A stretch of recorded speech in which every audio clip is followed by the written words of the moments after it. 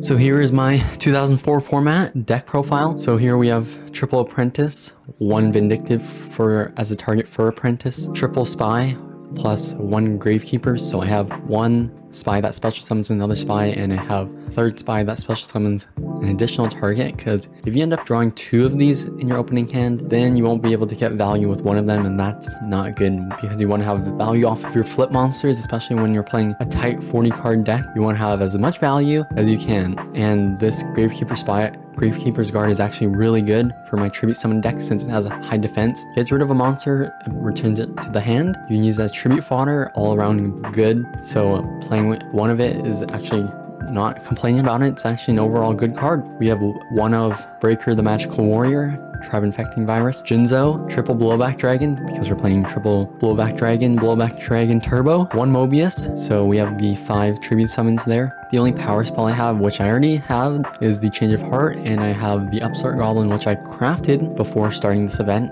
because you can actually play it in the modern format, so that's why I'm okay with crafting this, unlike cards like Pot of Greed, Snatch Steal, etc. And here we have double Nobleman, double Soul Exchange. I'm not playing 3 because I only don't have 9 of the tribute summons, which from what I have seen, typical Monarchs play 12 Monarchs, which is a good reason to play triple of the Soul Exchange, but because I'm only playing 5, only playing doubles, and I don't want duplicates of this since I don't play discard traps like Raigeki Break. The only discarding effect I have is Tribe Infecting Virus. And here we have the one of MST, triple Book of Moon, double My Body as a shield, one Ring of Destruction, triple Jar of Greed, one Bottomless. I was thinking of putting Sword of Revealing Light in here, but I end up putting Bottomless because I do want to have defensive cards, because as you can see here, well, let's finish it off. Triple Legacy Yatagarasu, one Judgment. I only have one, as you can see, and one called the Haunted. So I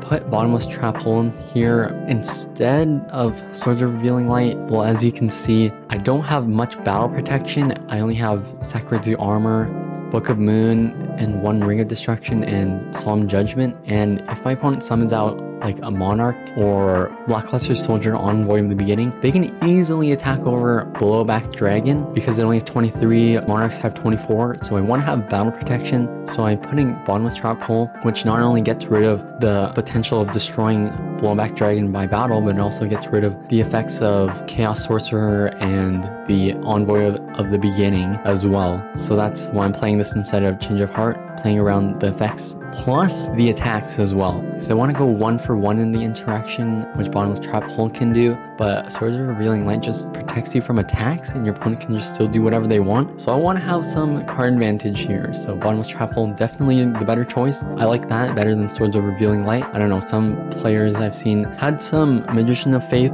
loops with the Swords of Revealing Light, which looked pretty overpowered, but since I'm playing a different strategy and not doing that, I'm not playing powerful spells either, and the only one you could say is powerful is Change of Heart, and chances of having this in the graveyard and Magician of Faith activating its effect if I only play one as a target for Apprentice Magician, not likely. I'm only playing 3 duels to get the pack.